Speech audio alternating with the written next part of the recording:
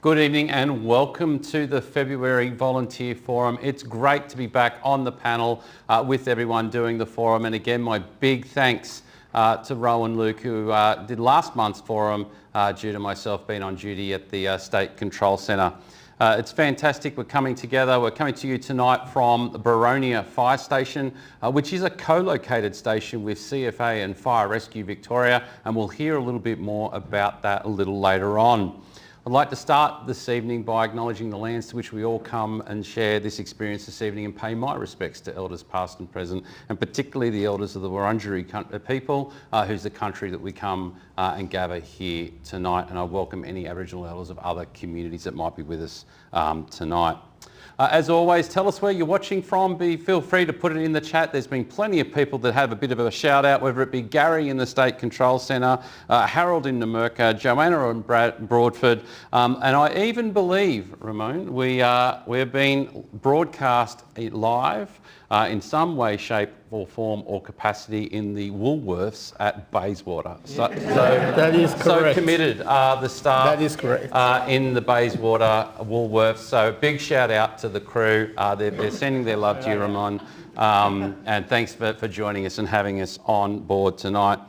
Well, ladies and gentlemen, as I said, we are in an operational fire station this evening, one shared with CFA and Fire Rescue Victoria. So I reckon there's a better chance than average that what's going to happen tonight is what you love to see, which is the tones go off. Such is the case that I want to play a little game to start the forum, and I want to play a little game called Station Bell Bingo.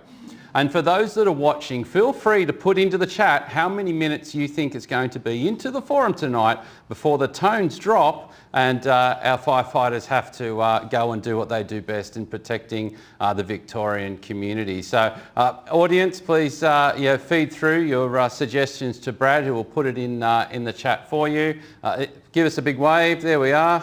Any takers on a time there? Mr. Shaw, board member extraordinaire of the Knox Group. 7:45. 7:45. Do we have an advance on 7:45? 8:01. 8:01. Any advance on 8:01? 8:01 going once, 8:01 going twice. Sold. All right, let's see what happens. As I said, a lot of times coming into the chat. That's absolutely fantastic to see. Let's see who gets closest to the mark. Someone better start a timer for me. Well, we've got a really fantastic agenda tonight. It's really, really full of some really interesting stuff. And yes, we're even going to have a look at some trucks, and I know everyone loves looking at new equipment and how we can both utilise it, but also some of the ins and outs of that. But I've got a fantastic panel here with me this evening. And I'll introduce a few of you. Ramon, who's Basewater, mate. Boronia. Jamie's sitting up the back. He'd be very happy to. Boronia Captain. Yes. Thanks for letting us come into the facility this more evening. More than welcome. And sharing that. Richard Hill, District 13 Commander. Welcome, Richard. Good evening, Chief, and good evening to everyone in the room and online. Sukhi, welcome for coming on. Thank you, Chief. Good to be here. And Karen, thank you for coming on this evening. We're going to have a bit of a chat later on about some recruitment stuff, which I think is going to be very interesting in the unique environment in which Boronia operates, being a co-located facility. So that's fantastic. But as I said, there's lots on tonight. So let's take a bit of a minute to have a look what's coming up on tonight's show.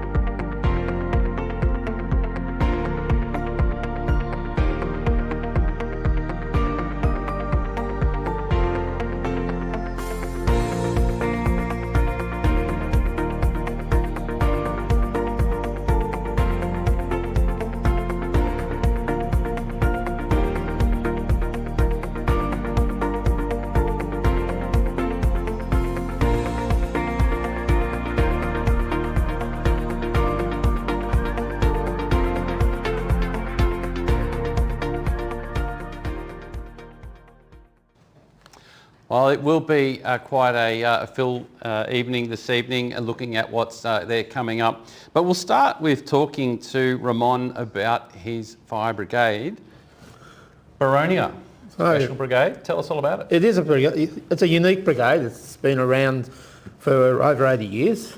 We've been in 3 different sites. Originally down in the main street of Boronia, moved across to Boronia Road from Dorset Road, and then originally up to the top of the hill here where we're currently located. Mm-hmm. We took on our staff into this station back in the 70s when they got too much for the volunteers. We needed a few more, bit of help in the station, so Boronia was one of the first to put their hands up to CFA and say, we need assistance here. So that's it's formally known as that integrated model? Integrated model, yes. Mm-hmm. And we've worked together with our staff on station until we parted ways and it became a pure volunteer station once again. We still support CFA within our own area of Boronia and Knoxfield, as well as having the vehicle we've got that gives us more options to do, going to second alarms, third alarms, backing up FRV, as well as our CFA colleagues are based around our area as well. So we are quite busy. And for those people that might be watching that probably aren't, who might not be aware of fire services and reform and what that did, and restored CFA to be a volunteer community-based fire and emergency services, and it established Fire Rescue Victoria, which brought together the career firefighters from CFA and the then Metropolitan Fire Brigade into, as I said, Fire Rescue Victoria. But yet so you're 2 different entities, but you share the same station? Yep, 2 different organisations. So if you look at it in the form of the FRV are the landlord and we're the tenants, so we're the tenants of our station, but we work cohesively together within the one station under the one roof and turn out to the same jobs, work together, chat all the time, and we actually have a good relationship, and there's no real problems. It's working well for us. Mm-hmm. And Richard, I guess that former integrated model is something that's been around in CFA for quite some time. Mm-hmm. I believe that perhaps you might have once worked in an integrated fire brigade station as a career firefighter. Tell me a bit about the integration model and what it was like back then. Yeah, look, I had the pleasure of working at Boronia for a few shifts, but I was mostly stationed in District 8, worked at Dandenong and Hallam back when CFA had integrated brigades, and it was just a pleasure. It was just a great work environment. It was very unique. It was very enjoyable. Things have changed, but we're here at Boronia and in the wider Knox group, we're making a good go of it. I think Boronia was one of the originals in terms of integration, as Ramon alluded to, and it was always known, and I always knew it as one of the gold standard co-located, or so we say integrated brigades, one of the gold standard integrated brigades as to how the CFA staff back then and the CFA volunteers worked together. And looking around the room tonight, you know, we've had fire service reform and we now have 2 agencies, but the former career staff memorabilia is still retained. And you really do see that history and that mix of, as Ramon sort of touched on, volunteers and the staff working together. And it's really, as you say, evident in the memorabilia here and the officers of the brigade. It really was one of the best places to work as an integrated brigade, and some really famous CFA career staff have come through here who went on to be deputy chiefs and the like. And there's probably a Alan Chippy Dale who might be online tonight as a volunteer. He was a senior SO that used to work at this station. And I think something that's quite unique, he has a Brigade Life membership, and again, his memorabilia is on display here tonight. I hear a lot of as you say, senior CFA staff have come through this station. One in particular is the Deputy Chief for the North East region, Mr. Gavin Thompson. I'm sure he's watching. Was a Boronia boy himself. I hear about it quite regularly. Ramon, he's very proud of your brigade and history. So that's fantastic. So let's talk about leadership and leadership of our brigade, and we've been hearing and talking to previous and current captains on this forum for the last 3 years of people that aren't in the environment that you're in the moment. So talk us through what it's like to be a captain of a co-located brigade and how you manage and lead your team through that. It doesn't go without saying it has its challenges, and it has had challenges over the last number of years as we've moved forward. But for the brigade to be where it is currently now, what's made my role a lot easier at the top is my officers below me and my membership base. We set out from the word right from the start of this saying that we're focused on coming out the other end. We're not going to worry about what happens on either side of the fence, and we were professional all the way through it and just focused on our brigade and coming out of the other end and continue recruiting and keep building as we go through. I had a good support network with Richard, always there to help me out, and Kelly was always assistant, so if I needed anything I was able to call. But it all came down to the membership of the brigade, the attitude that they took towards it from start to finish. Even though there were some extremely testing times, we still maintained the focus, professionalism, and ended up in the position we currently are now. So yes, I led the brigade through, and I took a lot of the pressure off, but it was the team underneath me that actually got us to the end of it. That's fantastic to hear. One of your officers, in fact, your first lieutenant, took the team behind the desk on a bit of a tour to record what the Boronia station looks like and some of the features of the Boronia station. So let's have a look at the station as Mitch Raymond takes us around and shows us some of the features. Thanks, Chief. Welcome to Boronia Fire Brigade. This station was built in 1999 and late last year FRV provided a significant upgrade to this facility. Behind me here we have our new ladder training platform. This allows our members to be able to do ladder training in a safe environment to quite a height so that they can get used to it before actually scaling buildings.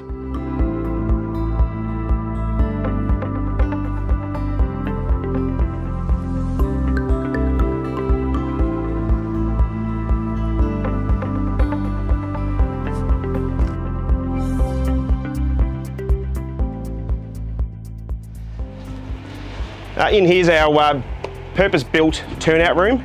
So the room is positive pressure rise so that diesel particulates and things like that from the trucks can't get in here. It is a clean room. It's a fantastic room to be able to store our gear and stay out of the diesel particulates outside.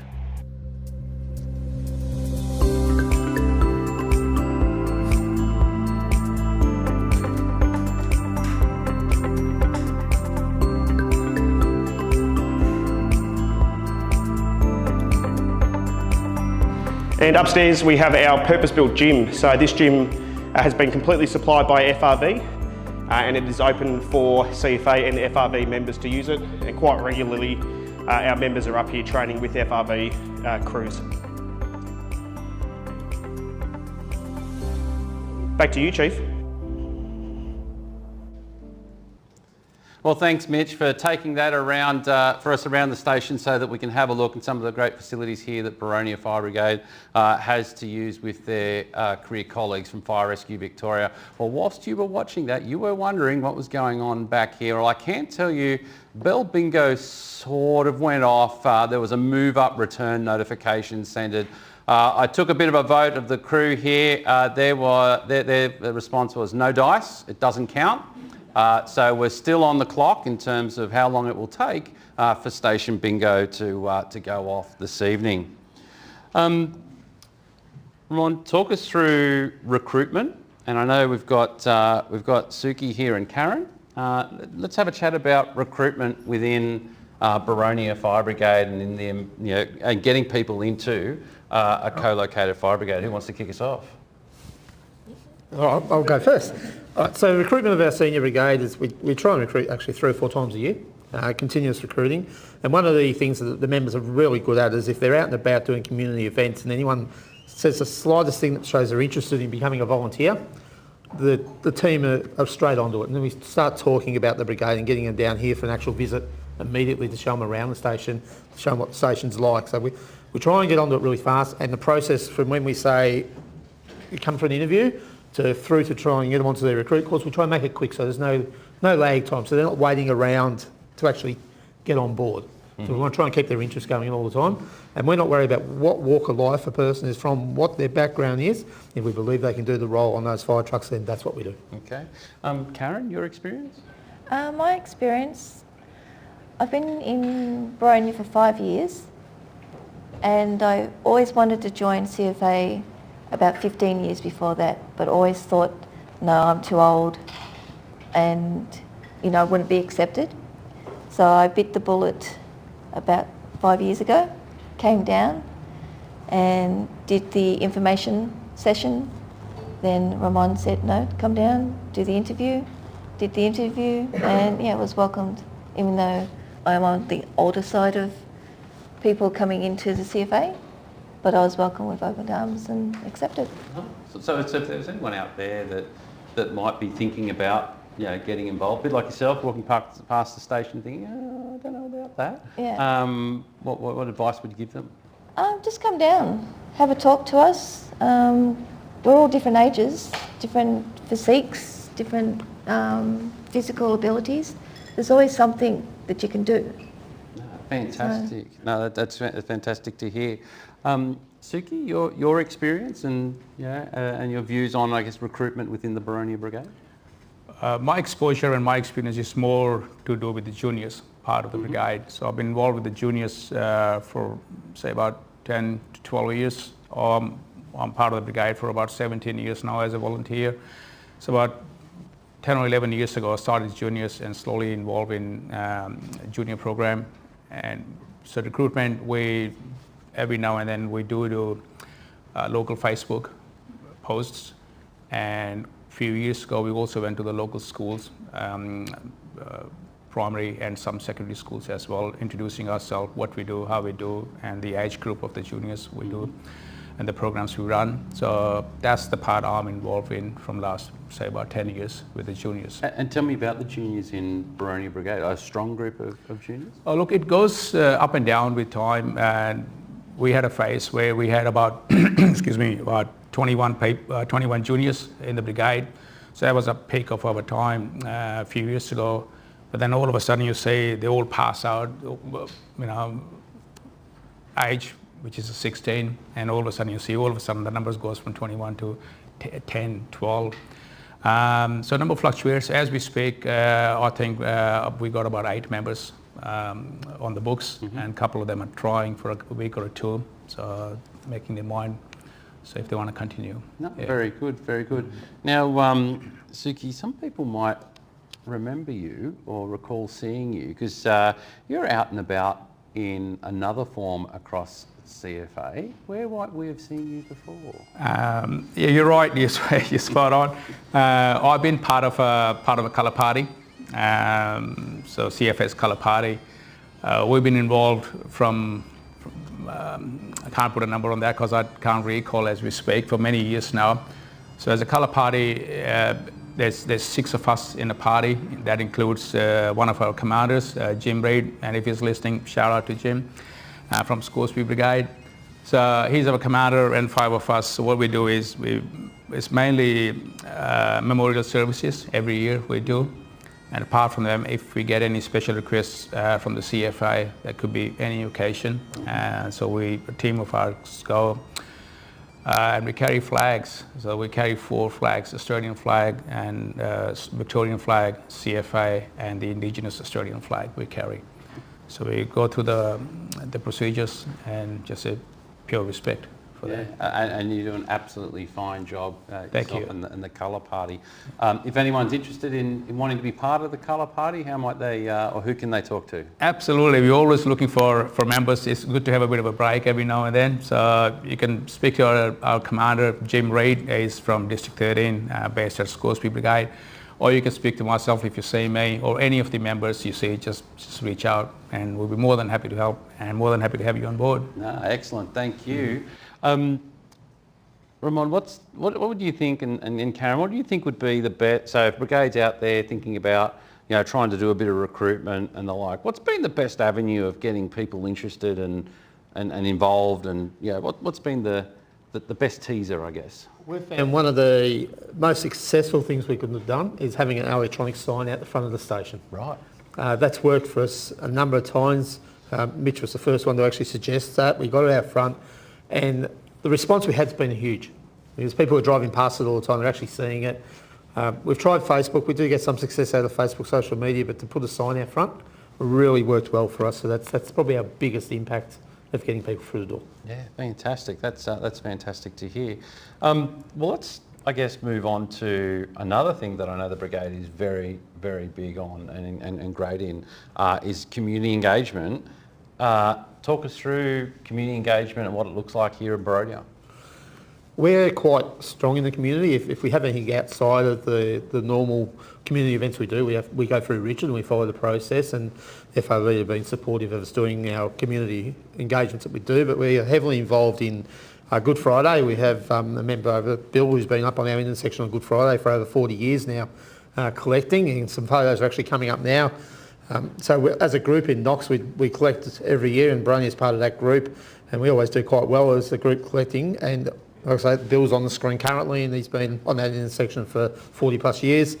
We're also involved with our local RSL. We do the Remembrance Day March, and with Anzac Day coming up, we're involved in the dawn service with our local RSL branch as well, and many other community events that we do, Santa runs and local fates, etc. Yes. Bill, I've got to ask, mate, what's it like being out there rattling that tin for 40 odd years? That is quite an effort, and one absolutely you should be congratulated for. Thank you. It's what an effort, what an amazing effort. Round of applause for Bill, ladies and gentlemen.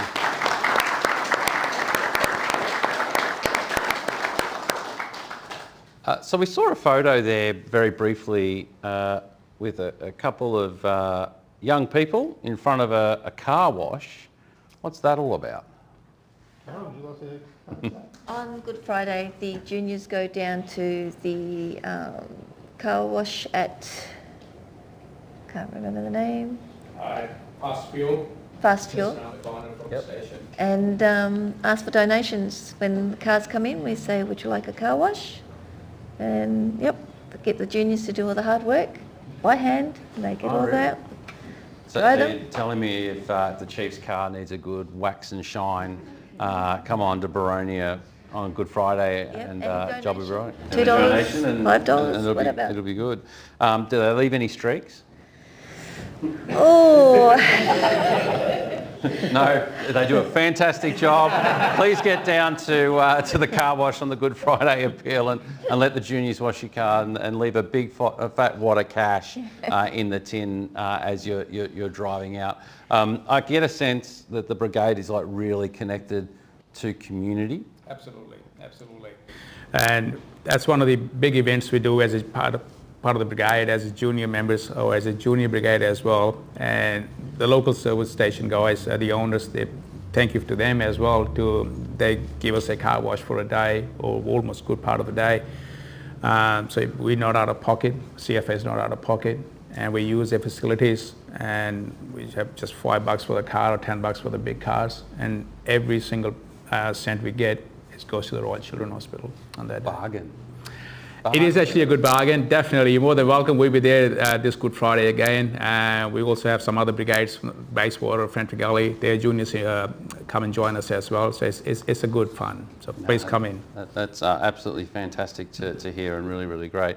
And as you said, it's not just about the car wash, it's Mackacby Day, it's sort of getting involved in community and good causes, isn't it?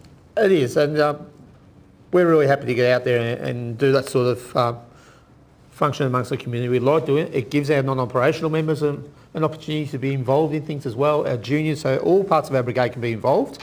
And look, one of the most enjoying things that we do, and a lot of brigades have, we've got a young chap who comes out, he's got cerebral palsy, he's in a wheelchair, and he'll come down to the station here or just rock up with his carer, gets a tour of the station. FRV are really good, they take him around, we take him around. And on Sunday, we actually had him out in the car park and we're doing a mock training drill with him, get some photos, and he goes off with his carer again, and we see him again in a few weeks' time.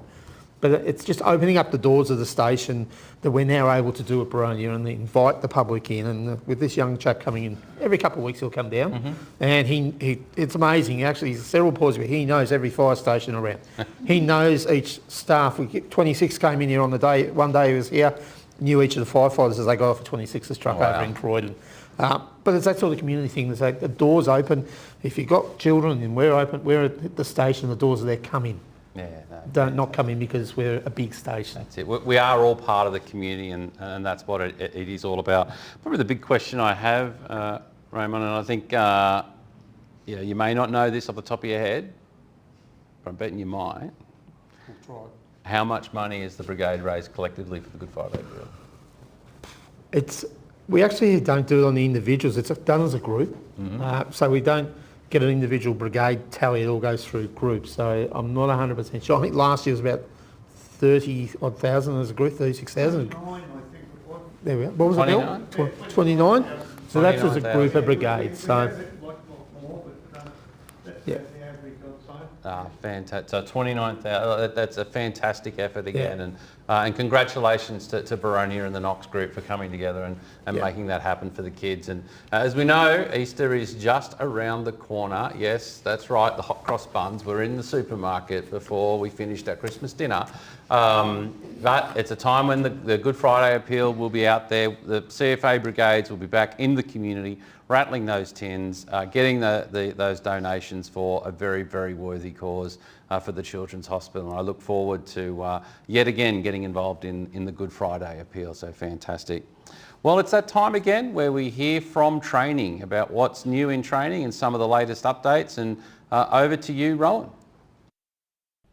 Thanks, Jason, and welcome to tonight's training update through the February Volunteer Forum.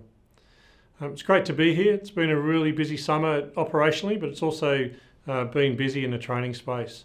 We've been working with the MLDs from the regions to organise ourselves for the next 12 months to start to plan for a number of things, including instructor conferences. So we're offering another series of face-to-face instructor conferences for our volunteer instructors. And also our paid instructors will run a session for them in July. But these dates are focused on our volunteer instructors that will come out into the field again for a single day conference to do a number of things. We'll talk about some of the theory aspects of where we're at with training, and then we'll do some practical work as well for a bit of professional development. So we're looking forward to those. I'll ask our instructors to enter an expression of interest on the LMS for those members who would like to come along and participate. And we look forward to seeing you there.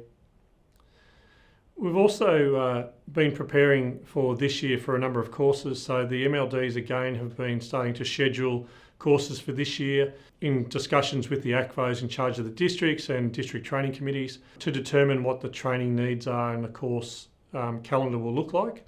So what I'll do here is just show you just a number of courses or a number of participants that have run through some of the courses last year. So they're pretty good numbers. There has been an increase in course delivery. Some of our training campuses are extremely busy, almost overflowing, and a couple of them are still continuing to build their numbers. I will talk about GFF version 1. So for those who are aware, version 1 of the GFF program, we replaced that with version 2 in October last year. And when we stopped delivering version 1, we had a teach-out period of the 31st of March to finish all of those members who had started version 1. So that date's still in place. The CLDs have done a power of work in the districts in trying to make contact with members who haven't finished their version 1. And whilst we may have missed a few, pretty comfortable that every effort's been made to try and capture all of the version 1 GFF participants to try and support them to finish the program. If they haven't finished by the 31st of March, we'll need to move them to version 2 if they want to continue on. Having said that, if they are still looking to finish version 1 before then, there are a number of finalisation courses being run within some of the districts, so I'd encourage them to reach out to their district training team to see what is on offer. We are getting a little bit of feedback around a couple of issues in the digital assessment for version 2. It's a little bit clunky in the process, and we're working through that to try and speed up or reduce the time needed to do some of that assessment completion, which is a digital element rather than a training element. So we're working on that. We've also picked up, there's a couple of locations that have made some unilateral decisions that any member who has done GFF version 1 or minimum skills needs to do prepare, maintain and test, because we've included it in version 2 to make them operational. So I just want to confirm that's not correct. Whilst GFF version 2 includes prepare, maintain and test, there's no requirement for members who have completed earlier versions of GFF or minimum skills to have to complete prepare, maintain and test to remain operational. It is a prerequisite for other courses, so we would encourage people to work their way through that, but it's not mandatory to remain operational. The next thing I'd like to talk about is really exciting, and I know a lot of our members have given us positive feedback around this area, but our virtual reality, our flame units, so our members will be aware that we've got a series of flame kits, virtual reality kits that have been out and about for a little while now, generally being used for skills maintenance at a brigade level. We have now taken purchase of 10 kits of the new Flame version 3, which is a lot easier to operate, a lot easier to set up. We're looking to roll those out into the field, so the plan will be over the next months, we'll be working with the MLDs to roll out the kits, to have the kits housed, and the regions will be responsible for the issuing of the kits at a local level. We're also working through some opportunities to train people up in the facilitation. I know we've got some people already facilitators of the old kits, and we'll look to bring them up to speed with the new ones, which are much easier. And we'll also offer some opportunities for members who haven't been operators or facilitators to use them as we continue to build courses around them. The key difference that we will see in the field over time is that while skills maintenance is a fantastic opportunity for VR, we're looking to move VR to assist us in course delivery and assessment. So there'll be a number of courses that instead of having to travel to a training campus or having to do hot fire training, we believe we can meet our RTO requirements by offering some assessments through VR. So we're now working on a number of courses to see whether we can adopt them and to upgrade those courses so that the assessment component in particular can be done via VR, which will mean in a lot of cases people won't have to travel significant distances to do things like respond to isolated structure or some of our suppression courses. The last one I'll just finish off with, I just do want to acknowledge the hard work by a lot of people through summer in that operational space. We've had a number of our training campuses that whilst they were closed down for training or they weren't delivering training through Christmas, New Year period, offered significant support into the operational arena. Penshurst, Longerenong and Central Highlands in particular did a power of work for staging around strike teams and managing crews inward and outward of the Grampians fires and the Little Desert fires. And I just want to acknowledge the work and collaboration, particularly from the pad supervisors in those locations, to make that work, and thank them for their efforts. So Jason, there's a lot going on. We're continuing to focus on all of the really important things that we need to get right as we continue to build courses, and we look forward to the next 12 months. Thanks, Jason. Thanks, Rohan, for that fantastic update, and I too echo my thanks to the crew at the training campuses and the assistance of facilitating access to those facilities during operations, and I'll have a bit to say about that as we get further on into the forum tonight. Richard, we had a bit of a chat before the forum, talking about some of the unique things and innovative things that District 13 do from time to time and is fairly well known for. One of which is this notion of a seasonal firefighter. Okay, well, talk us through that. Yeah, seasonal firefighter is something we're really excited about in District 13. First of all, kudos to the Roval Fire Brigade. The term seasonal firefighter was first coined at Roval. And basically what happened is through our excellent BASO Kelly Cranes and through the utilisation of the Volunteer Recruitment Hub, we identified that we were receiving a high volume of people wanting to join CFA, and they were applying from suburbs within the Fire Rescue Victoria District. So they might be 20, 25 minutes away from the CFA Brigade. And the brigades were declining that offer of membership. You don't live within 4 to 6 minutes of the fire station. And we saw a real missed opportunity there, and we think it fits perfectly with our 3 co-located brigades in District 13. So utilising the Volunteer Recruitment Hub, we recontacted those people and said, sorry for cancelling your application. We'd like to introduce you to a concept called seasonal firefighter. It doesn't matter that you live 25, 30 minutes away from a CFA fire station. We would like to utilise you during the summer period for response to bushfires, strike teams, readiness days, crew rotation, planned burning, where racing to the fire station within 4 minutes doesn't matter because we have time to plan. So we welcomed them into the brigade, we gave them information session, we told them all about CFA, we put them through a GFF course, and they've become fully fledged members of our co-located brigades. What we've achieved is small in concept. There's only been 2 GFF courses, one in 2023 and one in 2024. We'll go again in 2025, but we're proving a concept. So what we've proved is people who live in metropolitan Melbourne, people who live in the Fire Rescue Victoria District, want to join CFA and they want to help fellow Victorians in regional communities when they're impacted by bushfires. What else we've proved through the excellent work of our co-located brigades is that you can be welcomed and inducted into a CFA brigade and you're just a member like any other member. There's no difference.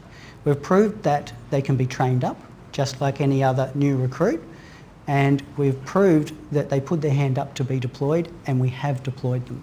So it's about building a bigger workforce. It's about building true and large surge capacity out of our metropolitan districts and our co-located brigades, and it's about sharing the workload. We think that the larger communities in our metropolitan districts and our urban brigades will need to support more our regional communities and our farming communities because the numbers are just so much bigger. Richard, all I can say is this is leadership in action. Cracking idea, and there is an untapped resource across metropolitan Melbourne that I know have been expressing a desire to be part of our organisation and contribute to our communities across Victoria, and you've been able to crack that nut. And I know that initiative, I have a sneaking suspicion, is looking to become more mainstream within our organisation because that is the future. And we've got 2 of our seasonal firefighters here with us this evening. They've jumped up. Wes and John, welcome. Share your experience. Tell us all about it. Yeah, absolutely. I all kind of kicked off about halfway through 2023 and just couldn't get into the CFA just because I lived a bit far away from that radius. Got the email from Richard and said come along to this info day, see how we go, and the rest is all history. Yeah, came along, had an interview with Ramon and Mitch, and got trained up, did our GFF and was on the fire ground that summer, so yeah. No, fantastic. And what about yourself? Yeah, I did it basically because after Malakut I was in a bar and I was watching all these American firefighters coming in. And I was like, why can't I do this? So I filled out the form, got a knockback, and then I think 6 months before we started this, Kelly sent us an email going, look, we're just starting this new a seasonal firefighter. You're in a 14-minute radius. Do you want to come down for an interview? And then I'll come down for an information. And that's when Richard told us about what's happening. We met Ramon, the Roval captain as well, Cien. And then basically we came in and then that was it. We started. What a recruitment strategy, sitting at the bar at Malakuta. I like the sound of that. Thank you. All I can say is thank you for taking that step, persisting, and Richard, thanks for really showing that leadership with the district in making this happen. Because I said, I do get a sense this is the future. We know the traditional models of volunteering is changing. We know that most people now are not joining a brigade, are not joining a volunteer organisation in the traditional sense to contribute to it for 20, 30, 40, 50 years. And we are seeing a want and need of change of volunteering to a more spontaneity in nature. But what I mean by that is more short term or more seasonal or cyclical type volunteering. So I think you've tapped into a market that is really growing strength here in District 13, and you and the brigades, the groups, and the co-located brigades are to be absolutely congratulated. Sorry. If I could just quickly say, there's nothing to fear here. They're to supplement the membership of your existing brigade, and they're to share the workload. So if you don't have to do the second and third strike team rotation, and you can spend some more time with your family and go back to work, we can supplement our crews with seasonal firefighters. But look, we're here at a co-located brigade tonight. We think this fits perfectly with co-located brigades. We can't live in the past. We've got to innovate and try different things. So well done to South Warrandyte, Roval and Boronia, our co-located brigades that have been prepared to give this a go. As the saying goes, many hands make light work.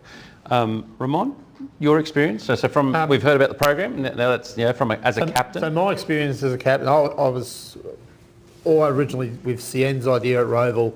We needed some help to get this going, and Richard and Kelly jumped on board and they started to help drive it for us. With the team that we've put on through Seasonal Firefighter, it's taken the pressure off of us to be out the door all the time, crewing with the same people all the time. Because when we went co-located, one of the things we had in the group, the chief Dave Rankin with it said, we'll be a surge capacity brigade. That's what our role will be. We've got a tanker, we've got our FCV, but we'll surge. How are we going to do it? Our seasonal firefighters. And I said to Richard at the start, if I could bottle the enthusiasm that the seasonal firefighters came onto and put it across everyone, it'd be amazing. Their enthusiasm was just awesome. And I'm sure my members who are regularly down the station turning out would agree. They're mixed right in. You don't even tell they're a seasonal firefighter. They grab on any course they can do. They also want to learn as much as they can. And when they're on station, they turn out to the jobs as well. So that's a great idea. It's really working well. And I'm looking forward to the next round to see what else we can pick up. And a little whisper in my ear tells me it's not all just about strike teams and bushfires, and perhaps the seasonal crew helped with a bigger job somewhere else? The seasonal crew have been involved in a couple of the jobs. We've sent them out to the factory fires to assist out there. Just because they don't have BA, there's still the 1%ers to be done on the fire ground, which we all know. This is what these guys do. And they don't say no to anything. They're happy to get out at a drop of a hat. Come down, do TFB checks. They do inventories on Sundays, the same as everyone else does. They work over the pumper tanker and learn the pumper tanker, and that way we can get them out to doing any other job that may be needed. So, they're seasonal, but the plan was for seasonal for them to come along and then cut off going into winter. Well, we're yet to see that happen. These guys keep training. We have 5 seasonal firefighters here, and they just keep going. Fantastic. And we're happy to have them keep going. Fantastic. Well, thanks, Wes. Thanks, John, and congratulations, and thanks for your help. And your captain's a very happy man. So, well done. Well, even better. Even better. Fantastic. And again, Richard, well done to you and the District 13 team and Kelly as well. Like it's a great initiative, some great leadership coming out of our senior operational leadership here in CFA, which will secure the CFA into the future in a way that, as you say, is different. Yeah. If you're a captain of a co-located brigade or an assistant chief or commander with co-located brigade in our metro districts, give me a ring, email me, call the District 13 office. I've got all the information you need. Excellent. No, thank you. Well done, and congratulations again. Well, on the lines of innovation and initiative and things that may be a little different and out of the box, the Boronia Brigade participate in a program called Pay It Forward. Tell me about that. So this program came to light with the members wanting to know what they could do to help out other brigades. Now, there are brigades within Knox who do assist other brigades around. I know that Upper Gully do, and I know Roval has. But the members of Boronia wanted to be able to assist. Well, how do we do this? And there's some photos on the screen currently that are being shown of some brigades we've helped, and we'll talk about those in a second. So how do we find out what brigades need help? So originally we went to Richard Tyndall, out there all the time at brigades doing the audit so you can see exactly where brigades are sitting. Richard came back to us with the first brigade being Tamanick, Winton North, and said this brigade needs carpet on their floor. It's a community used brigade. It's used by the local book club is used by the Country Women's Association and a number of organisations, but there's no carpet in the station. So came back to the brigade, they gave us some quotes, we had some background on the brigade, so we knew financially where they were. And we said, pass the motion, said yes, we'll go and help you out with carpet. And that actually extended to, we realised that they had no honour board in the station. There were some pictures of the honour board.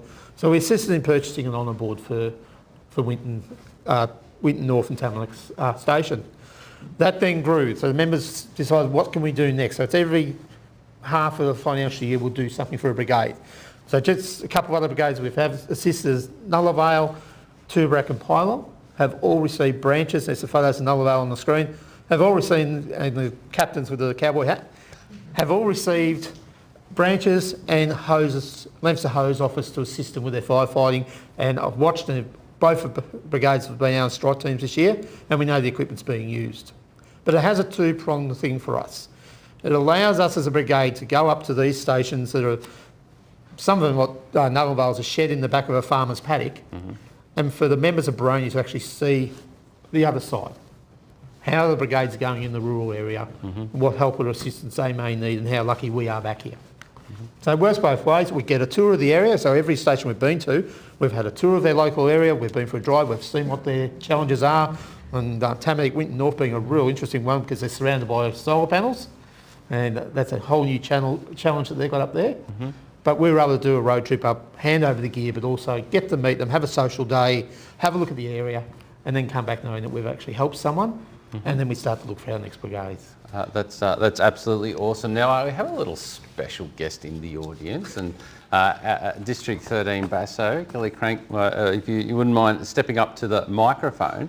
And I guess it's nice to, well, you're a little bit different because I ordinarily would see you in your flight suit as an air attack supervisor.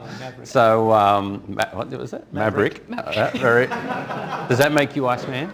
Yeah, Kelly, tell us about the program and your role in Pay It Forward.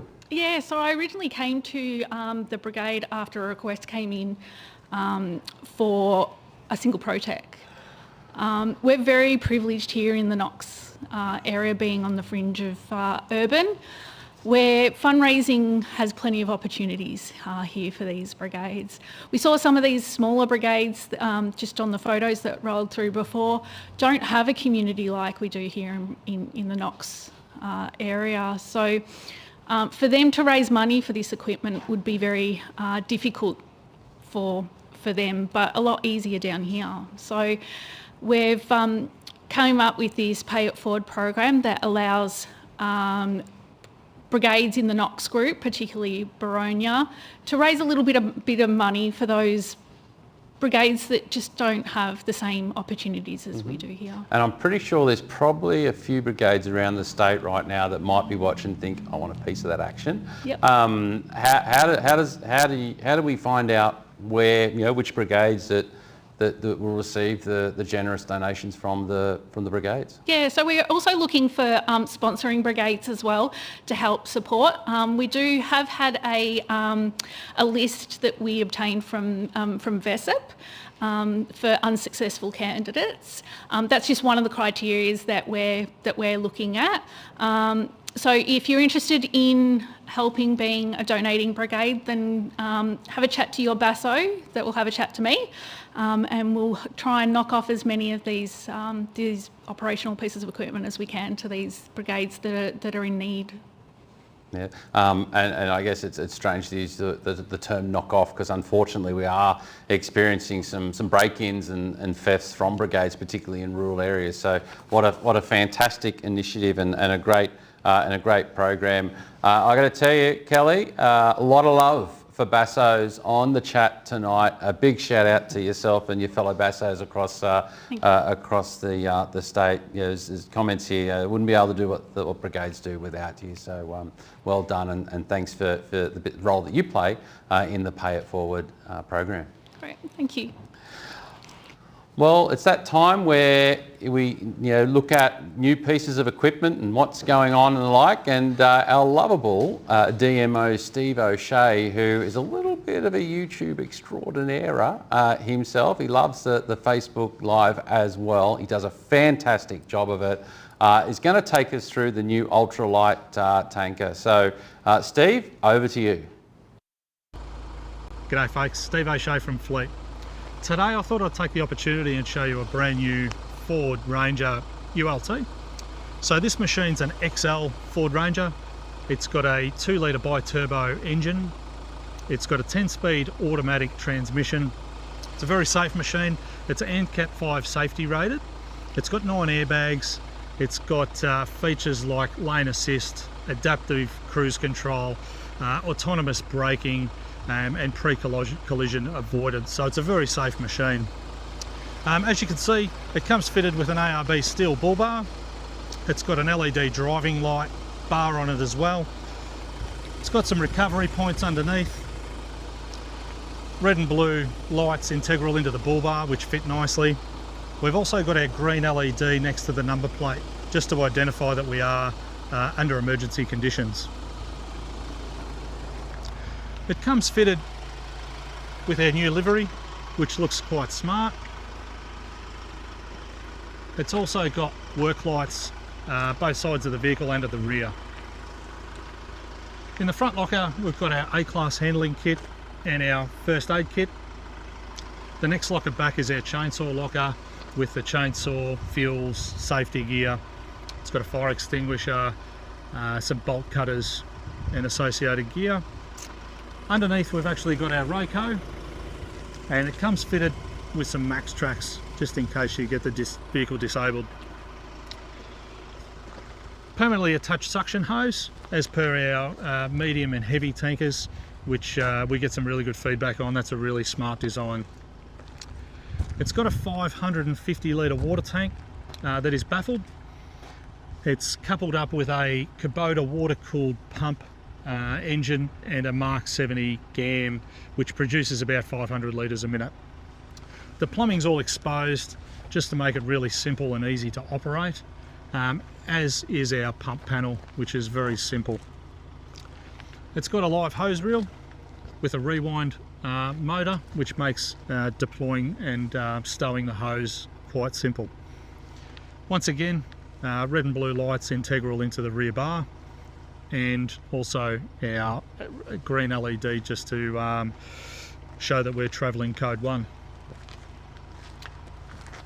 Got a single fire lighter on the back, standpipe, and our Dosatron A-class dosing unit. We've got our gear locker for hose branches at our fittings, and our day locker, which is currently got an S key in it. All lockers have got lights for nighttime operations, A-class foam carboy, shovel, and an axe on the front. On the inside of our Ford Ranger, we have a digital dash and a large infotainment system, which can couple up to both Apple CarPlay or Android. This has actually got a new Motorola radio, our light and siren emergency controller. It's got a UHF, it's got an electronic rear diff lock and downhill descent, and also our 4-wheel drive. So as you can see, a really nice turned out vehicle. These will be on the fireground very shortly. There's already a few in operation, and I think these are going to be a really smart feature on our fireground. Thanks, Steve. An awesome job in taking us around the appliance and showing us some of the key features. And I know we've been getting some really good feedback on the Ultralight, so well done to you and the DMO teams that work very hard across the state to ensure that our fleet remains safe, reliable, and able to be doing what it does best in protecting our people and protecting Victorian communities. Well, we've done a bit of a panel swap, as some of you may have realised by now, and the gentleman to my right to some may look a little familiar. In fact, he's no stranger to CFA, and we'll touch on a little bit reason why. But I'd like to introduce you to our new CEO, Mr. Greg Leach AFSM, who's come into the role recently on the retirement of Natalie McDonald.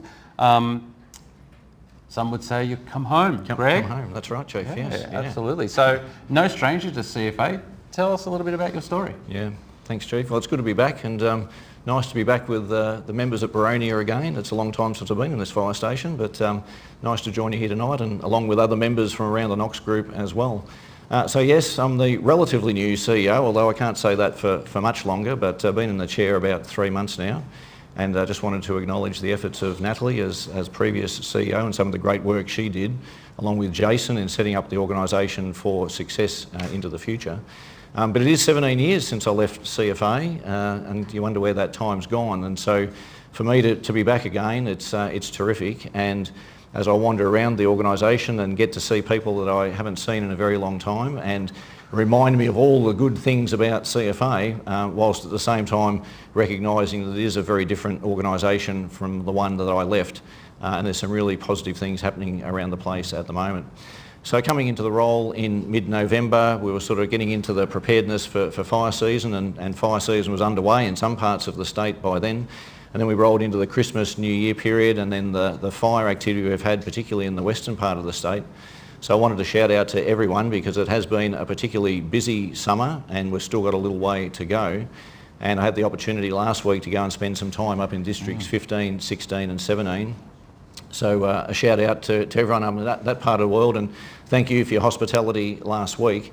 And I had the opportunity to sit in on a District 16 VFBV meeting on Wednesday night, a District 17 planning committee meeting on Thursday night, and on Friday took the opportunity with some of the local group officers to do a fly over the Little Desert and the Grampians National Park, just to see what had happened up there. And some amazing firefighting has gone on up there, particularly in the Grampians, and how we don't have black right through the Victoria Valley is beyond me, and it's only through the efforts of our fantastic firefighters that did that. So a big shout out, so thank you. So it's great to be back, Chief, and really looking forward to working with you all over what challenges we've got into the future. Well, and welcome, Greg. It is certainly, it's great to see someone such as yourself come back into the organisation and, as I said, continue on the works that Natalie McDonald has certainly put into place since fire services reform, and I know she'll be watching tonight, so we've both got to be on our best behaviours, otherwise I'm certain we'll hear about it. If you don't hear about it from Natalie, I'm absolutely sure I'll hear about it from the Wye River Brigade. Yes. So welcome, Cassie, how are you? Thank you very much. Yeah, good, thanks. Very good. So something very special is coming up very soon, a particular day where we celebrate our amazing women in CFA. Now, Greg, as the CEO, but also as a member of the executive, each executive has an executive sponsor role. Do you want to tell us about what's coming up? Yeah, sure, thank you. So I'm the executive sponsor for International Women's Day. International Women's Day is held every year on the 8th of March. So Saturday week is International Women's Day, and next week, leading up to the event, we'll mark the occasion in various ways across the organisation, including having people attending the Emergency Services Foundation International Women's Day event. It is an opportunity for us to acknowledge and thank all of the amazing women right across our great organisation. And I'm proud to say that our rates of female participation across the organisation continues to grow. It doesn't matter whether you're talking about operational firefighting roles, whether it's operational leadership roles, incident management team roles, corporate and administrative roles, on our executive team, and in fact on our board. And we've got our board member Peter Shaw here with us tonight, and we now have a majority of women on our board, including our board chair, Jo Plummer. So it's great to see women contributing in that way, and in fact our most senior operational woman in DCO, Kayleen Jones, has just been successful in picking up the role as Chief Officer of the Rural Fire Service Queensland. So just shows that women can do all sorts of jobs in this organisation and make a real contribution. So that's great to see, but we also can't rest on our laurels. We know we've got our diversity and inclusion strategy, and we know that we've got to continue to be a more diverse organisation, whether that's gender diversity or any sort of diversity. We need to be more reflective of the community that we serve. So let's all pitch in and do what we can to make this a great organisation that everyone wants to be a part of. Absolutely. Cassie, tell us a little about your story. Sure. So I guess hearing the date for International Women's Day, I joined the Information Day about a year ago now. It was in March, early March. And like Ramon said, it was the big electronic sign that was out the front that caught my eye. I'd just moved back into the suburb, and I wanted to get more involved in the community. And I thought, I mean, it's a sign, literally. I'll head down for the information day, and hearing Ramon speak about the brigade and the community, I just thought it sounded like a great fit. And being a woman in the brigade isn't something I've ever even thought about. The way Boronia treats myself and all the other women, I can only speak for myself, but the opportunities given to me and the things that I'm been involved in the past year have been awesome. And I hear that quite regularly when I speak to our fantastic women in the organisation around, I guess there's no other better way to describe it than perhaps a bit of that self-confidence and, you know, can I, can't I, that sort of stuff. And, and we know from the research that, you know, men, we do some silly things sometimes, and so our confidence in a lot of cases are probably a little bit up there and perhaps over. What's your advice to any women out there that might be watching who have seen the sign in some way, shape or another, and they're thinking, oh geez, you know what, I just don't know whether I've got the capability or my physique or whatever it happens to be. Absolutely. What's your advice to them? For myself, the operational part of it was the main thing I was attracted to. I really like the physical work, but even if that's not your thing, there's so many elements in the brigade where you would fit just right in. It doesn't have to be just the operational or anything like that. So just come down, as Ramon was saying earlier, have a chat to us. I've never felt more welcomed really than this Boronia Fire Brigade. So it's a good feeling and a good place to be a part of. No, it's fantastic to hear.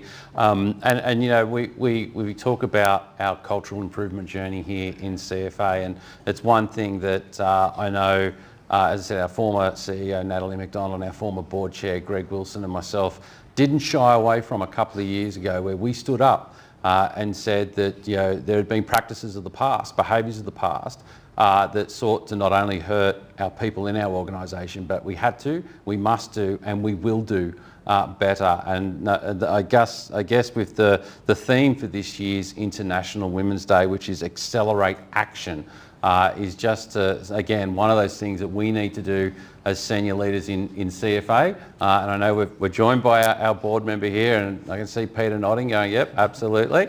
Yeah, it is important because, yeah, 50% of the population means that 50% of the communities around Victoria, there's 50% of a potential workforce that we are not tapping into, that we're not engaging with, that we're not allowing or potentially getting into our organisation. And as you say, we're doing good. You know, we're ever increasing our percentage of women in our organisation, and I think we're over 30% at the moment, which is certainly a lot better where we were where I started as chief. And also what's even more pleasing is the number of women in senior positions and senior volunteer leadership positions in our organisation. Yeah, and when I started with the other deputy chiefs, we made a commitment and a dedication to increasing the number of senior leadership positions being held by women and facilitating. We've seen some awesome women in our organisation. We heard from Kelly earlier, our female, I think you're still the only, unfortunately, aren't you, Kelly? Air attack supervisor, and is a crack one at that. So there's plenty more to be done, but we're doing a great job. And on that, let's hear from 7 of our fantastic senior female leaders and captains across the state. That having good diversity in emergency management actually makes us feel really so much stronger. Certainly having more women around helps to bring those skills to the table. I just hope that I can inspire other people. It's an honour to take that role and lead your team and look after the community. I'm a firm believer that everybody's contribution should be recognised, no matter what gender they are. We're often all girls in the truck, and the community loves it. We like to represent the community that we serve, so that's my goal, is to have the brigade reflect the community. You can't be what you can't see, so to be able to be in a role as a captain, I'm hoping to be able to inspire other women who are wanting to be in a leadership role that they can do it. I think it's really strong influences, not only because we see different things. In general, whether you're male, female, if we don't give back in some sort of way, communities fall apart. Well, what a fantastic group of ladies who absolutely can demonstrate you can be what you can see. And there are 7 female leaders of the CFA. Now, I'd have to double check the records. So, yeah, forgive me if I'm a little bit wrong here, Greg, but I hope I'm right. But I am pretty sure, and I'm on fairly good authority, that Malmesbury Captain, who we heard from in the video, in her brigade, if they haven't hit parity in male and female membership in their brigade, they are probably one person away from doing that. And what a fantastic achievement. It's something that they've been working very hard on and really demonstrates what can be done when you really set your mind to it. Again, accelerating action as we lead into International Women's Day. Karen, Cassie, thoughts on the video that you saw and hearing from those women leaders? Yeah, it's great to see, and as they said, you can't be what you can't see, and yeah, it's just something that's great that you're driving in the brigades. Karen? Yeah, women are given the opportunities in Boronia to try whatever they want to try. I've done my external BA, and I'll be trying to get on a course for internal. So even my age or physique isn't holding me back. They allow me to do that. I'm also the OH&S officer, which, we've got any luck, no one's had any serious accidents, so I don't have to fill in any forms. I'm not very good on the computer, so I will never be an IT specialist. I can turn it on, and then I usually have to call for Mitch to show me how to get into the files. So that's why no one's allowed to have accidents. Fair enough. But yeah, Boronia gives you an opportunity, you know, young, old, if you wear glasses, whatever, an opportunity to try whatever courses you want to try. No, it's fantastic. So, Ramon, I understand you might have received a little bit of award recently. When I say recently, in the last couple of years. Tell me about it. So a couple of years ago I received the Spirit of CFA Award for inclusion, mainly because of the view I have trying to... Boronia's never had a female officer, and it hasn't always been a strong brigade for female members, and I had a goal set in my mind that I would love to see a truck turn out of this station with a complete female crew. Just haven't got to the goal yet, but we are working hard at it, and we'd like to see a female officer in our ranks. Boronia, in its proud history, has never had a female officer. So we're working hard to try and get that and trying to achieve that. And the only way we do that is by having complete openness around the brigade. If someone can't do something, they just tell us, but we try and give chances to everyone. It doesn't matter whether it's the males or the females, everyone gets the same opportunity, everyone has the same say, and everyone gets moved forward in the brigade for progression. It's the best way to be. No, I don't look at who they are. It's the person, it's the firefighter who's going to do the job that we require for the brigade, and we'll give the opportunities to get there. We'll help and support to get people there. And as women in the brigade, hearing your captain speak like that, what's it like for you? Yeah, I guess I'm just used to it. It's all I've ever known. But as they said, all the courses, we've done chainsaw courses, enrolled for BA, driven the truck, and it's all within the first year of being here. So the opportunities are endless at the moment, yeah. What about yourself? Yeah, same. I've driven the truck a couple of times, so hopefully I might get the courage enough to go get my truck licence, and then...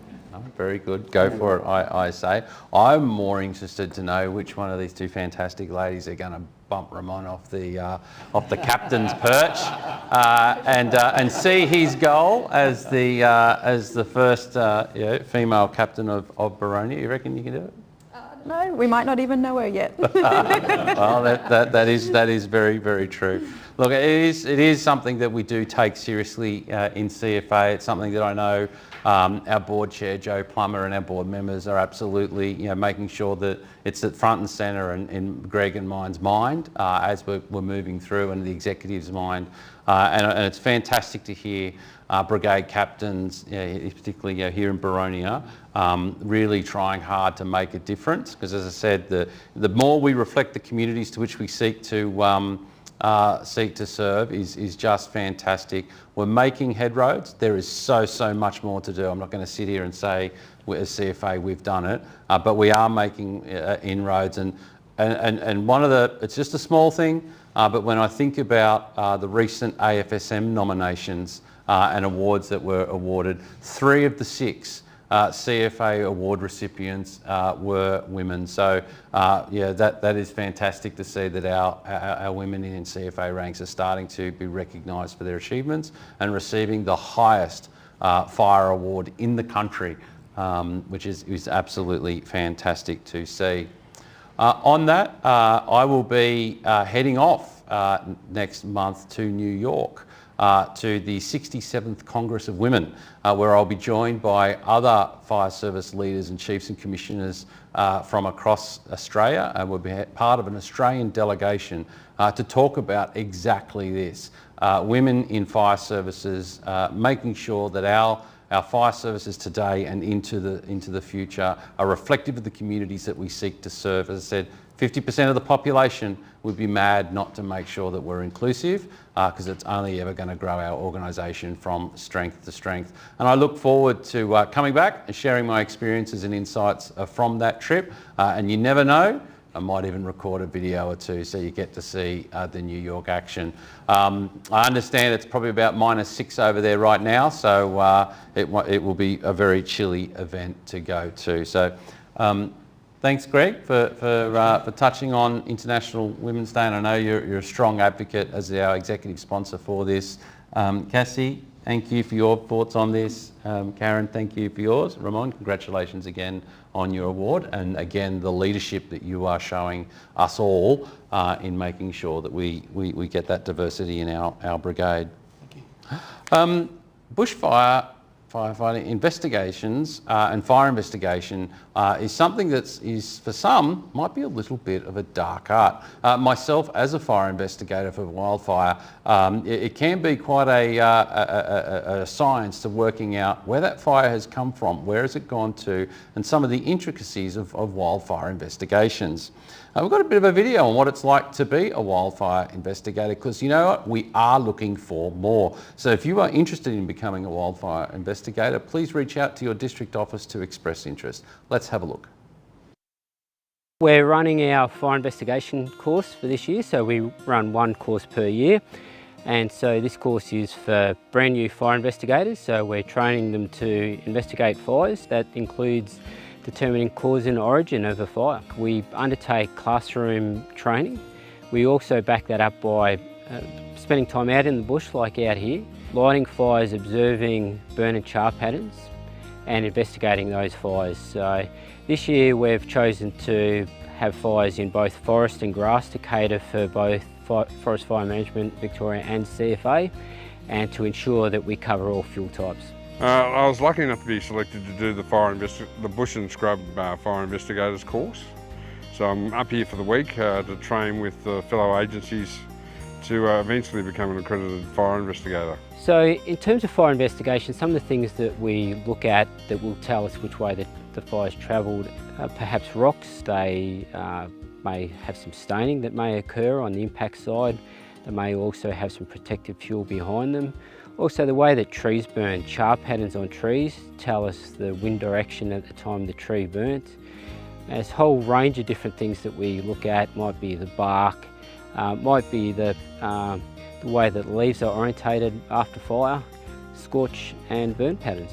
Yeah, it's a whole new learning curve for me. It's going from learning how to control fires and command and structure, and now basically going back to prep school. I've learning to look at fires in reverse, learning to look at minute things, whereas traditionally we've always been told to bring in the bulldozer, add the water, put the fire out and then go home. And now we're actually learning you know, making sure the scene's protected, to actually get down on your hands and knees and look at the way the grass is burnt, the limbs are burnt, and watching the trees, and it's totally opened my eyes up to a whole new way of looking at fires, and even a whole new way of looking at how I'm now going to combat fires. So the course is about determining fire cause. So we do a few things within that. So we do path, travel, impact, cause and origin.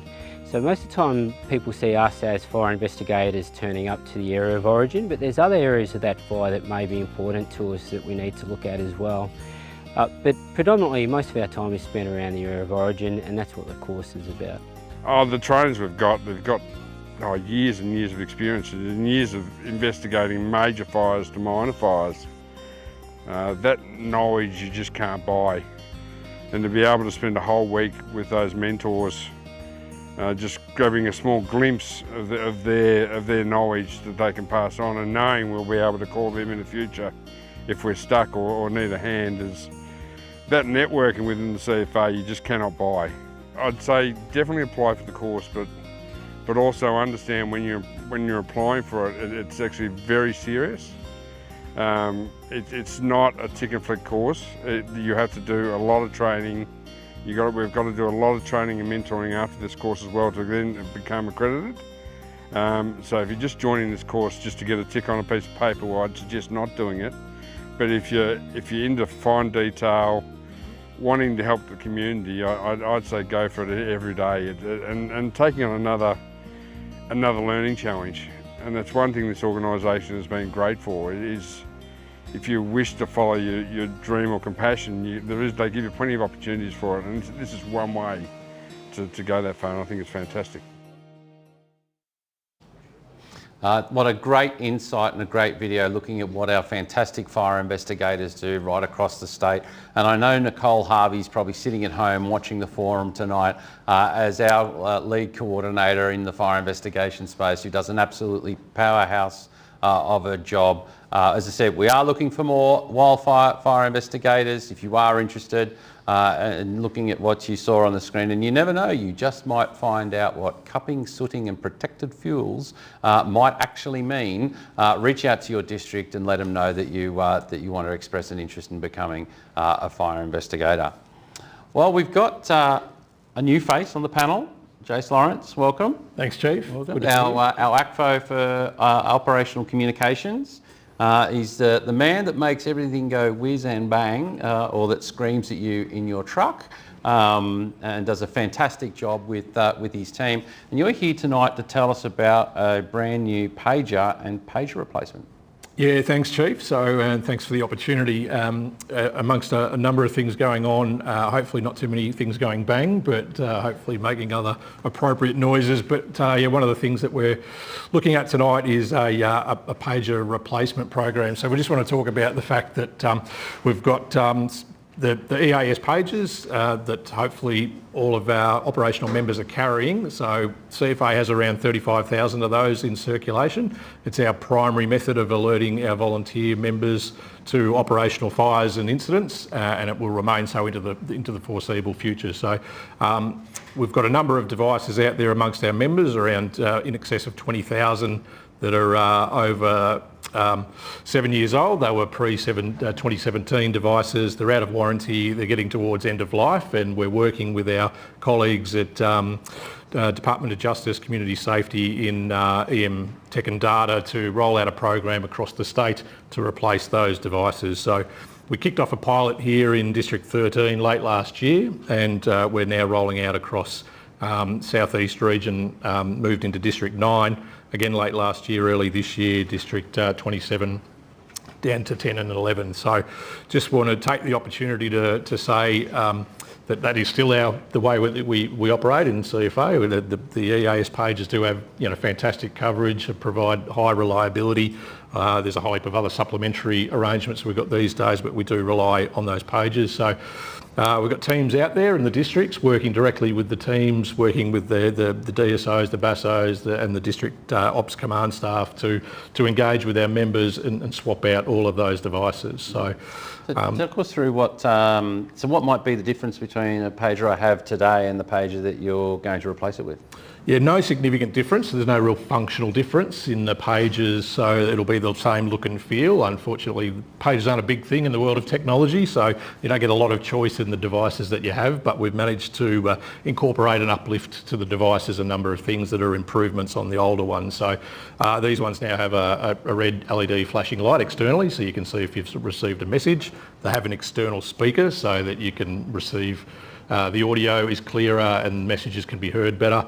For anyone that's got dual roles within CFA, it's important that you understand there's what we call a user selectable cap code within that. So if you're a duty officer or similar, or you've got a group role as well as a fire brigade role or fire investigation, we spoke about that, but you want to switch off one and keep the other on, depending on what you're doing, you can select that.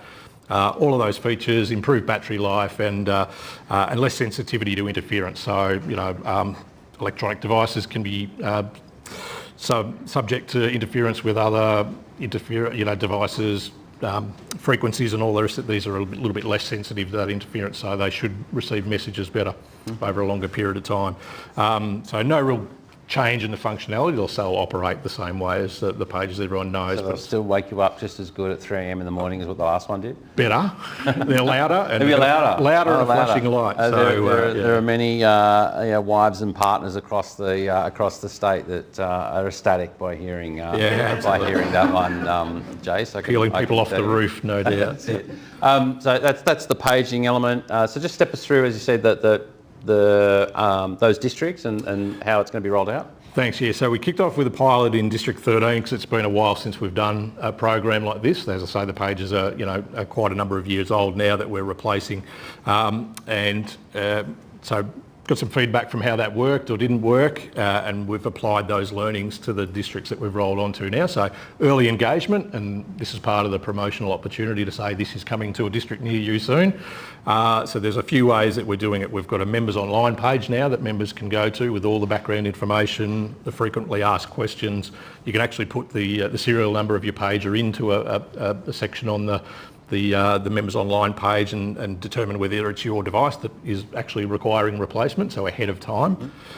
So in each district, my team and I and the team from Department of Justice engage with the district well beforehand. We engage with the senior ops personnel, the DBM and the DSOs and the BASOs. We work out a plan of where the pages are that we need to replace, because we're not targeting every pager in a brigade, it's only certain ones, so it's a little bit trickier than just to turn up in a full one-for-one swap. So we're setting out an agenda. We're there for at least a couple of weeks. There's a team of 2 coordinating it, and then there's 3 teams of 2 that will actually do the engagement.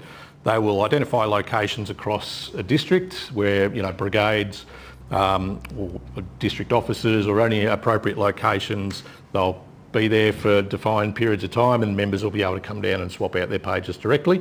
For anyone we don't catch in those initial contact points, then there's opportunity to go back and revisit, but we're anticipating this will take around 12 to 18 months to roll out fully across the state. We've got to be mindful of current operational activity, not impacting districts. There's plenty of other programs at work, as you're well aware, Chief, a radio replacement program. We're going to try and link in with those things and make sure that we're not double handling or being in the one place and trying to do too many things at once. But yeah, the advance notice, the promotion of that, all of the opportunities to advertise it online and through other forums well in advance, so members are well prepared for the opportunities to swap it out. And yeah, the feedback as we improve the process is going well. And the statistics of the numbers of pages that we're replacing is increasing all the time with the getting better at how we're rolling it out and the engagement. That's fantastic to hear. And for fear for being scolded by the executive producer for going over time, sorry Brad, Jace, what's new in the world of Ops Comms? So pages, radios, hopefully in District 13 most of the new radios will have rolled out now, or certainly all the portables, the mobiles are coming into trucks. We're looking at a number of other initiatives. We've engaged with districts around the provision of mobile data capability, so tablets in trucks with around 1,000 devices able to be rolled out hopefully later this year. We connect a few things in. Tying all that together, there's through our partners at 000 Victoria, they're getting a next generation computer-aided dispatch system. So it's a very big piece of work for us. It'll be a very big game changer in terms of how we dispatch our brigades. A lot of efficiencies in that and a big technology uplift. We're sort of operating on fairly old technology at the moment, and this will be a revolutionary step for us, and it'll have to be a bit of a rethink about how we do all that. Tying all that together at a national level, there's an initiative known as Public Safety Mobile Broadband, which we talk about pages, radios and all the rest of it. In this technology heavy era, we also want to exchange data very well and very quickly back to our control centres and make all our devices work. So there's a program being led by NEMA, the National Emergency Management Authority, around introducing an Australia-wide mobile data capability so that we'll get priority access to things like all of the mobile network operators' data and the like, satellite data and things like that. So a lot of work going on in that space. Myself and some colleagues in Victoria represent CFA and AV and the agencies on a national working group to pull all that together. It's been out to market. We're building a business case as we speak. It'll be a technology build over a number of years, but some really good things happening in that space. And we're pretty excited about when that happens. He said that the era of big data and effective use of data really does streamline and make operations efficient. I'll just one more question. I promise, Brad. Just one more question. MDTs. Yes, so that's that mobile data capability we talked about. CFA have procured 950 devices plus some additional devices for our FMR brigades that'll be rolling out. So there's a couple of elements to that. We're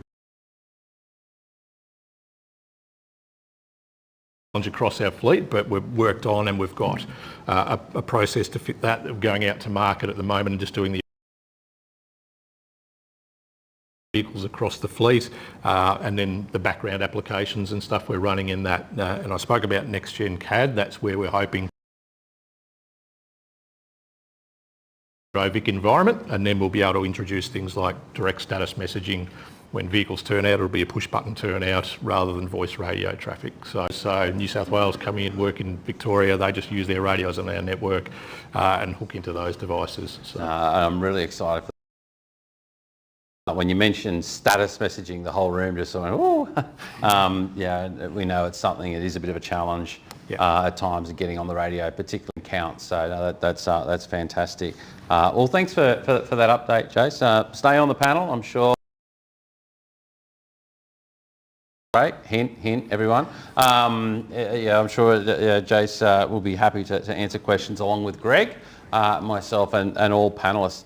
You know what's great about our organisation? What's great about our behaviours and issues that aren't quite there? And I want to absolutely now point out Aaron Croft, who has actually called me out this evening for use of the terms ladies quite correctly. So behaviours and things that aren't quite right in an environment that is safe and respectful to do so. Good on you. Well, audience question time. This is the bit where we all break out in a bit of a cold sweat because you... Over to you, Brad. Oh, Bill. I have a question for you, Chief.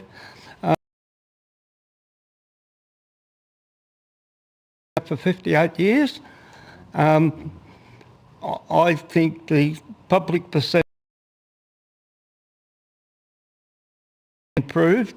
The only time we see our flag flying is the November passes. We fly it at half mast. Otherwise, we don't see the flag out there.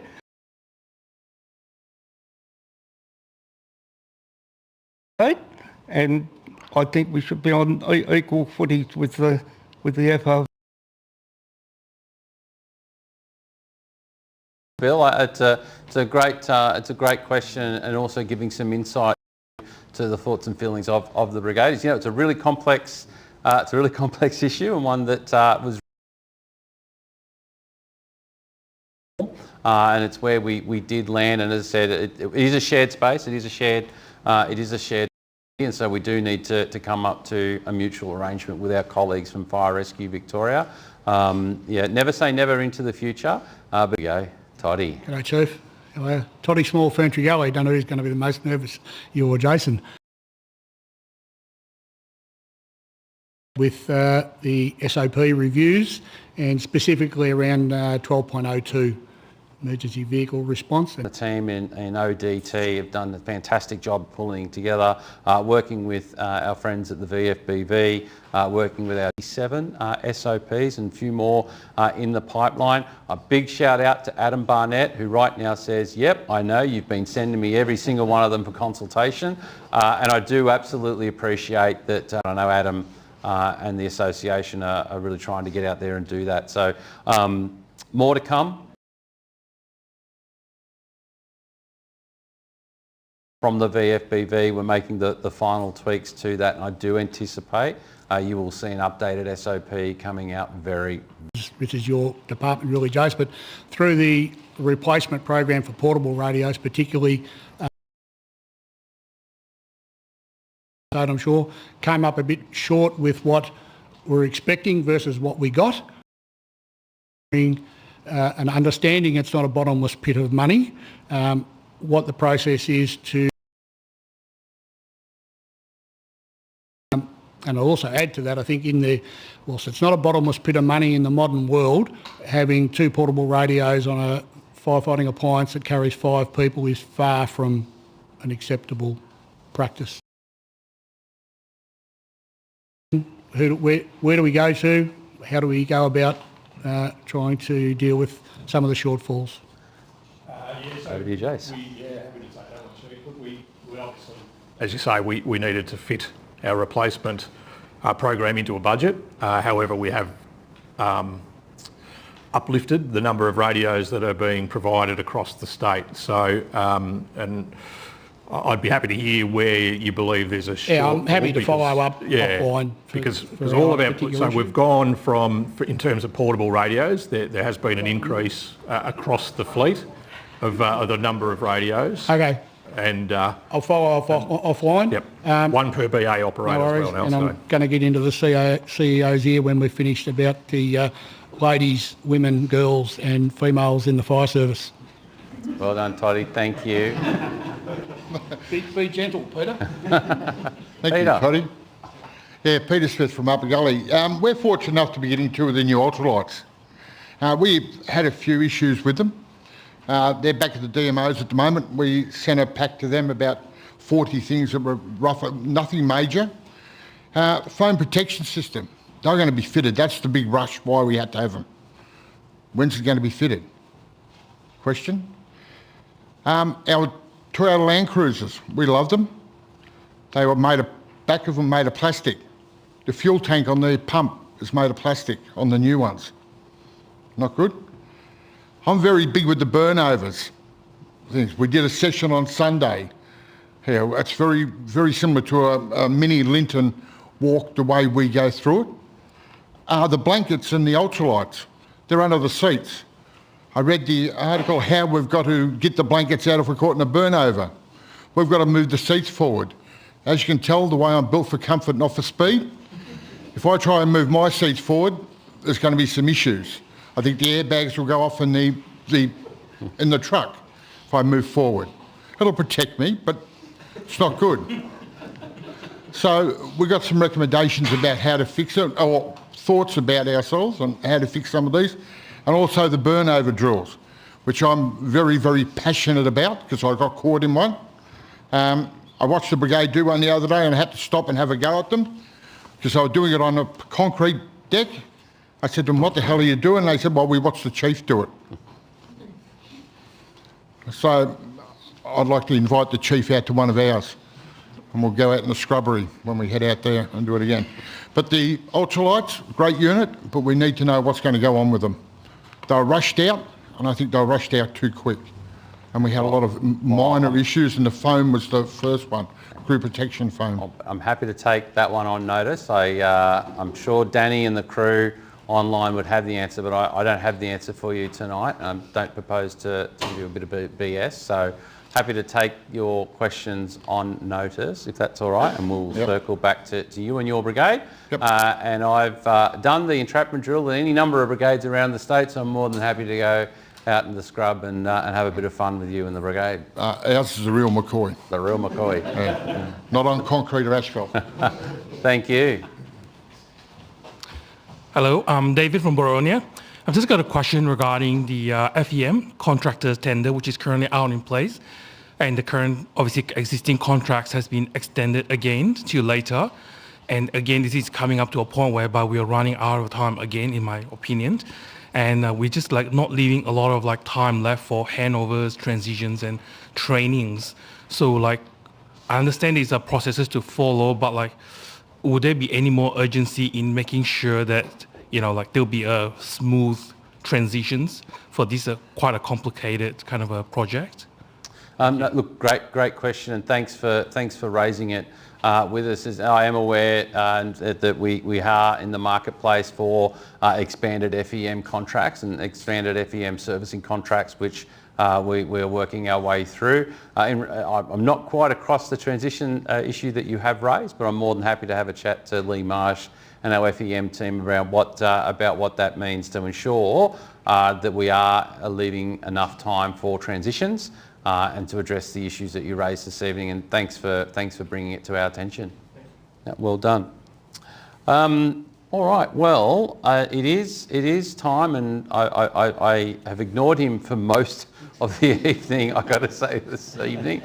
So I probably should pay attention now. I did want to wind up by thanking our fantastic audience who have been here this evening, have asked the hard questions.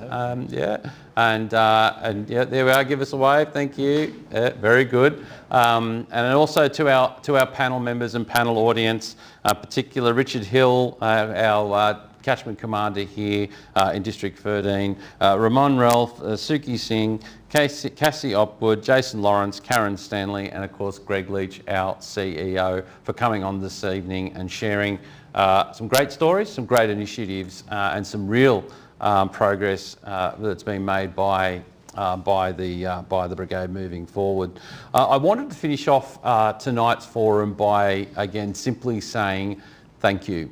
It's been hard. Our brigades have been at firefighting operations now in campaign mode for about 70 days, with the largest of the campaign fires starting off in early December with the Grampians Little Desert Fire, and now we've got brigades out involved in the Lacola Fire and many other fires that have occurred this season in between. You have not let your Victorian communities down. You've been out there day and night for days on end, and I know many of you, like myself, worked Christmas Day to ensure that the fires and the communities are looked after. I want to have a big shout out to our brigades, particularly in the western parts of the state, District 17, District 16.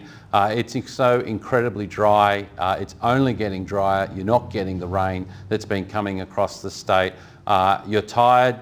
You've been at this for a while, and I think hearing some initiatives tonight, like the seasonal program, will certainly help with that. But again, a big thanks to you. You're not only looking after your own farms and communities, but you're also then getting on the truck and doing what you do best, as well as a big shout out to our farming communities who have been working with our brigades to ensure a successful operation. So I just really wanted to take the time to thank that. And to our amazing staff and our IMT personnel, again, for in the incident control centres and the regional control centres, or joining myself in the state control centre. We've got many more weeks to go. We'll be launching the autumn outlook for Victoria very soon. I suspect conditions, as we know, we haven't had the rain, are only going to get worse. I think fire season this year is going to be longer than what we ordinarily have seen. Looking at the fire behaviour over the last couple of days certainly tells us that the East Gippsland areas is just as dry as out to the west with the fire behaviour. So stay safe, look after yourself, remember your training, do well and in what you do best, which, as I said, protecting Victorian communities. So with that, I want to wish everyone a good night. Thanks to the team behind the desk. They do a fantastic job yet again. And I want to wish everyone a safe evening, and I'll see you, well, I won't see you again next month. I'll let you wait to see who's going to be behind the desk. Have a good evening.